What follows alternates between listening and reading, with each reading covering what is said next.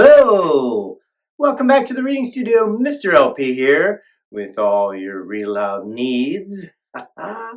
And today we've got another chapter in Freddy Camping Catastrophe. So, let's get reading. Freddy Camping Catastrophe. It's by Abby Klein, illustrated by John McKinley. Here we have our chapter list, and we're up to chapter 7. Shh! What's that? But let me read you the problem. I have a problem. A really, really big problem. My dad and I are going camping this weekend. But my dad doesn't know anything about the wilderness. And I'm afraid of the dark. I hope we survive. Let me tell you about it. And chapter 7 is called Shh, what's that? We sat around the campfire for a while telling ghost stories. Actually, Robbie told the stories, and my dad and I listened. I didn't want Robbie to think I was a baby, so I pretended that I wasn't scared, even though I was sure some of his stories were going to give me nightmares. Good thing I had found my shark head flashlight. I was definitely going to need it tonight. Those are some great stories, Robbie, said my dad. Where'd you learn them? Oh, I read them in different books. Even though Robbie is only in first grade, he is so smart he can read almost anything. Didn't you like those stories, Freddy? Yeah, they were, super, I said, faking a smile. What I actually thought was this. They were super scary.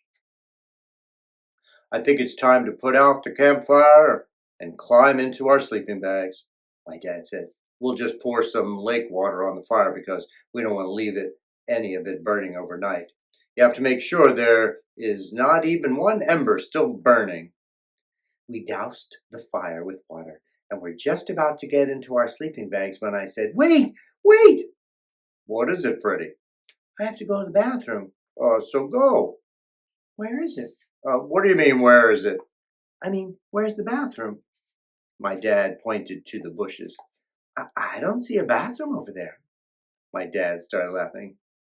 What's so funny? Freddy, my dad said, chuckling. We are out in the wilderness. If you have to go to the bathroom, then you go in the bushes. The bushes? Yep, the bushes. But what if some animal tries to bite me while I'm going to the bathroom? Now it was Robbie's turn to laugh. That's hilarious, Freddy. He was laughing so hard he had to hold his sides. I'm serious. No animal is going to bite you, my dad said. Just take your flashlight with you and set it on the ground so you can see. Are you sure? I'm sure. Now hurry up and go before you have an accident in your pants.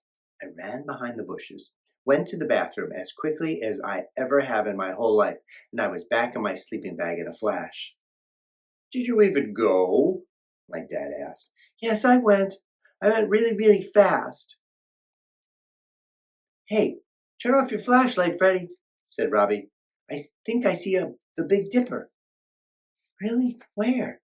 I lay down on my sleeping bag and looked at the stars.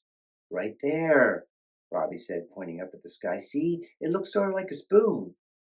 Oh, yeah, I see it now. Isn't that the Little Dipper over there? Asked my dad.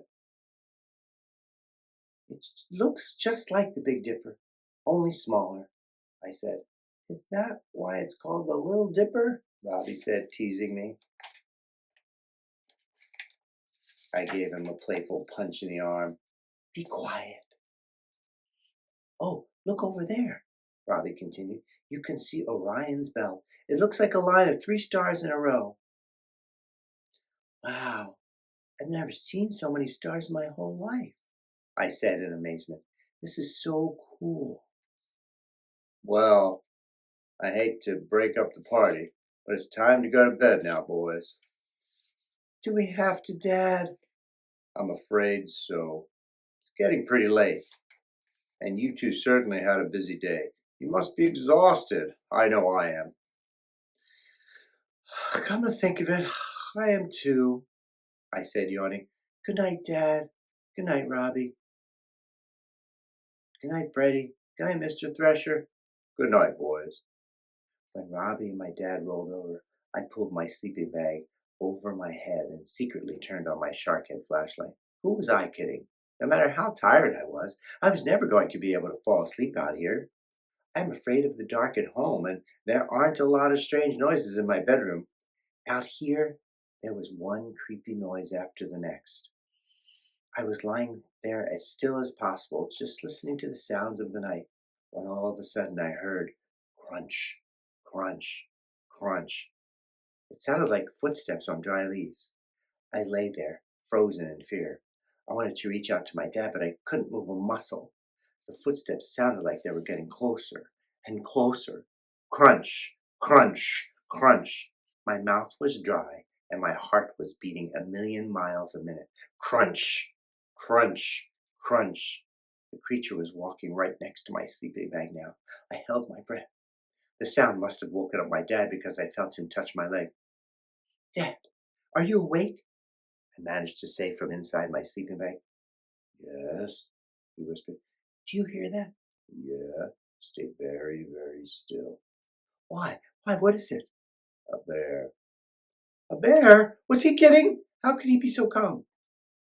He's just looking for some food. He'll be gone in a minute. Now my heart was beating so hard, I thought it was going to pop out of my chest. A bear? A bear? A real live bear just walked right past my sleeping bag? After what seemed like forever, the sound of the footsteps got quieter as the bear disappeared into the woods. When I couldn't hear them anymore, I poked my dad in the side. Is he gone? Yes, he's gone. I peeked out of the sleeping bag. Just wait till I tell Max Sellers about this. He's never going to believe me. Good thing Robbie was here as my witness. I don't think Robbie's going to be much help, my dad said, laughing. Why not? See for yourself. I stuck my head out of my sleeping bag and looked over at Robbie. There he was, all bundled up, snoring away. My dad and I burst out laughing. I can't believe he slept through the whole thing. And that's Chapter 7 in Freddy, Camping Catastrophe. If you'd like to get your own copy, check the link in the description below. And please like and subscribe. Guess what? I'm up to like 403 subscribers. 500 is the benchmark for YouTube. So, I'm Mr. OP, and guess what? I'll reach you soon.